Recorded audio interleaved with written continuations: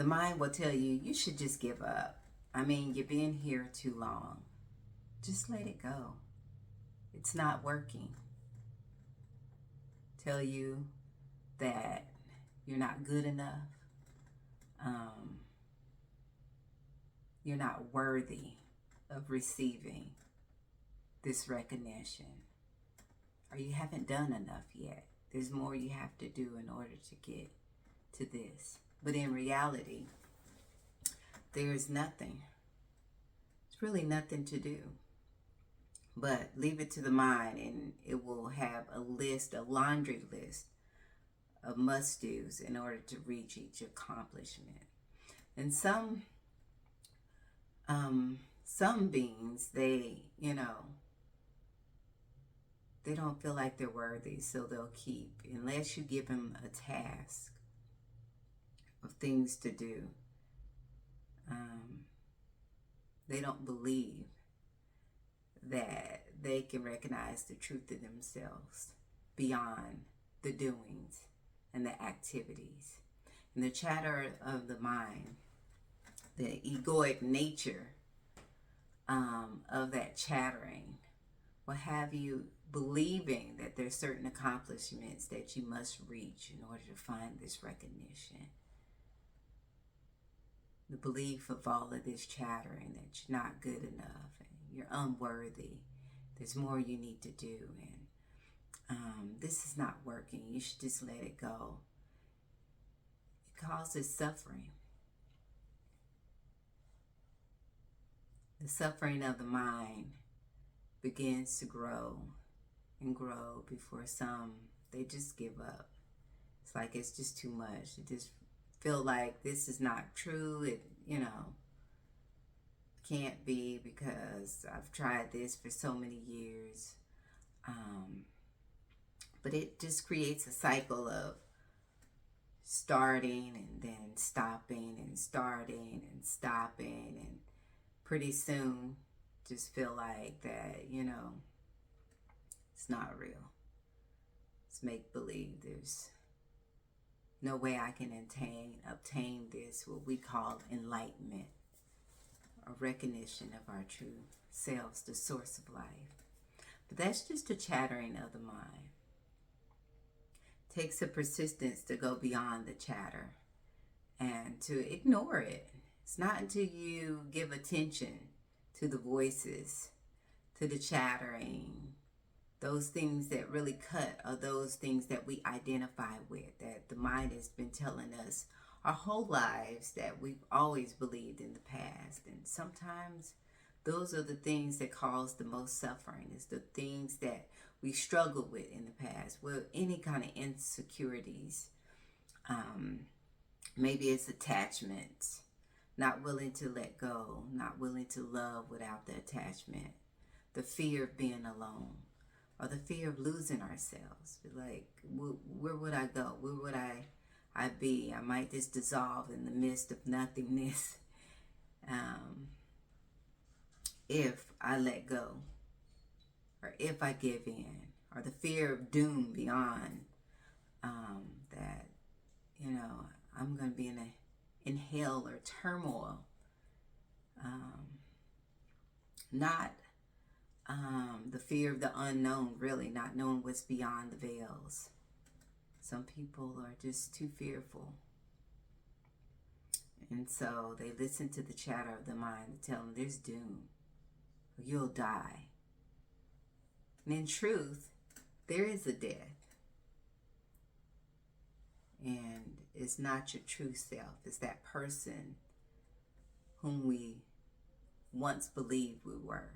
The person we believed we were when we're in this egoic nature, this egoic mindset where we believe that we're this mind-body person and the mind is us. But anything that comes and goes can't be us. It's here today, gone tomorrow. That's some fickleness.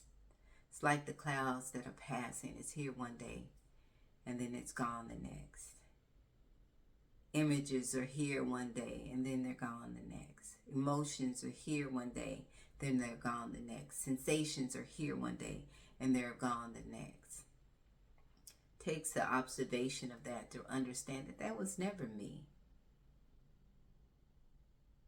Am I here? Do I blink in to existence and then I'm gone? Have we ever had that experience of being here and then not?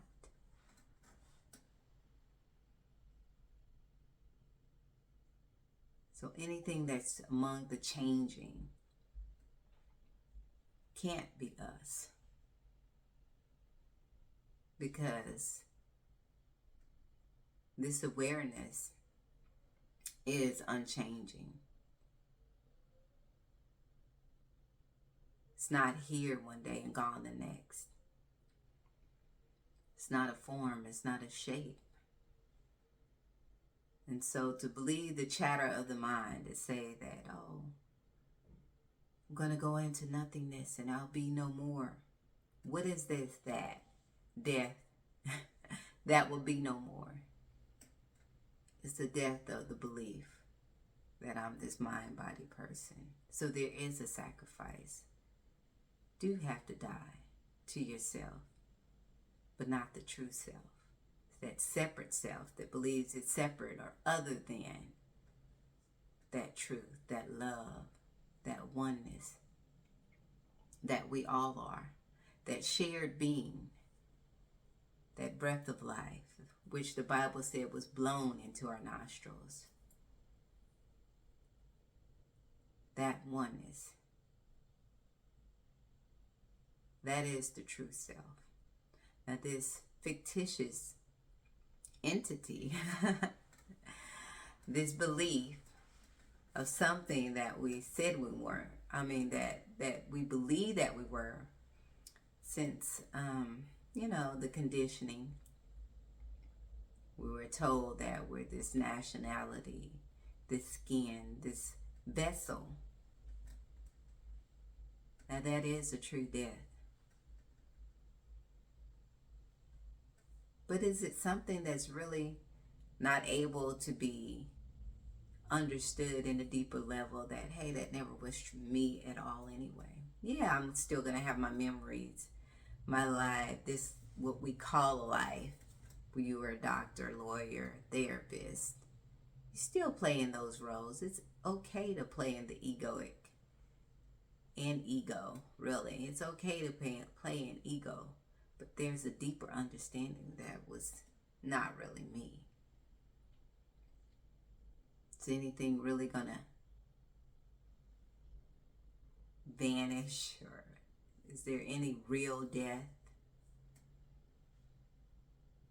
It's a death of a belief system, a death of conditioning. It's a death of the veils that once blinded us to our true nature. And that's that mind chatter. So there's a choice on how we deal with the mind chatter. Do we fight the mind? We say, oh no, don't tell me that, or I'm going to resist it. What happens when you resist the mind? It just gets louder. You cannot win against an unbalanced mind. You can observe it, and then you can ignore it. You can move on, whether the chatter is there. But what really causes the suffering is the things that we identify with, the belief systems that we haven't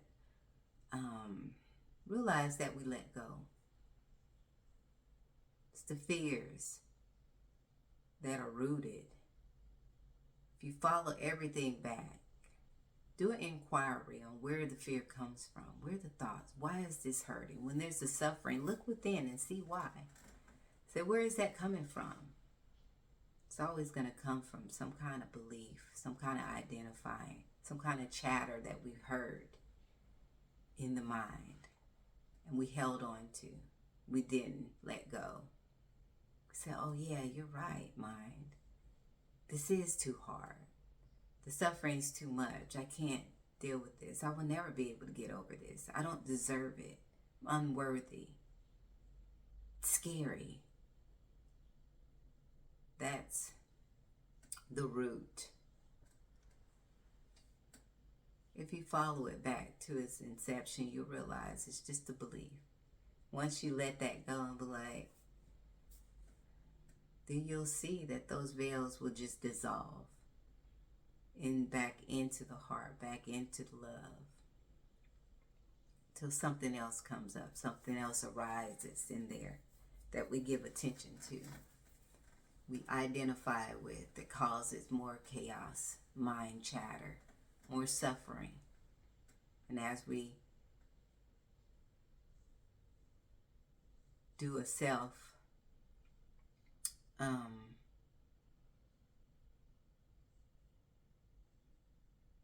as we follow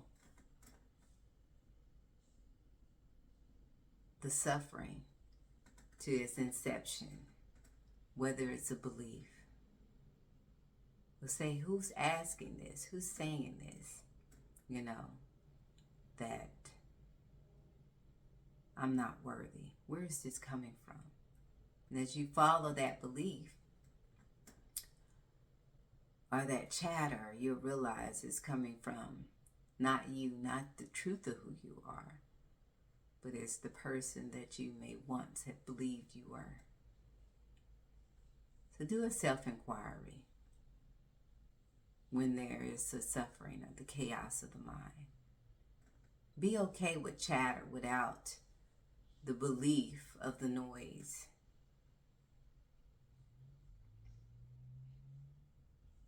Allow yourself to observe with detachment.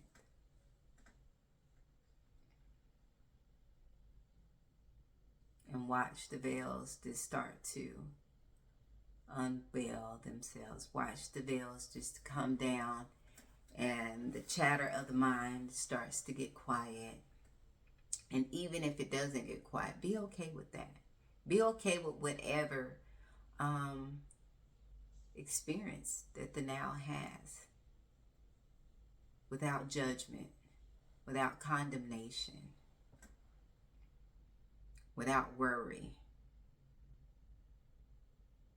whatever so-called stages we feel like we're going through. But there's just allow that deep assurance, that knowing that your true nature is beyond all of that, beyond the veils, beyond the mind chatter, beyond the suffering, and it is unchanging. It is forever here. It is eternal. It is limitless. It is boundless. Confidence in that,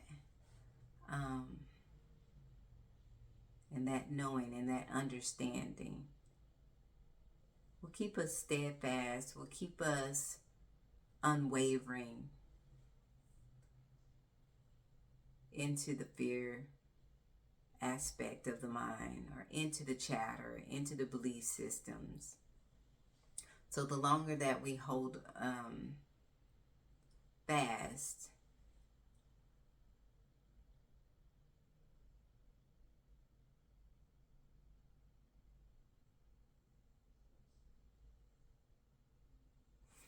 let's see.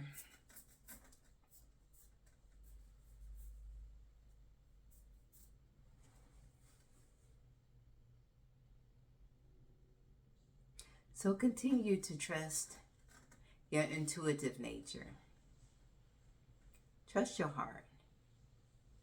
And there has to be a steadfastness that this says, hey, whatever it is on the other side, I will be there. I will be here. I will be here no matter what. And the mind up until this point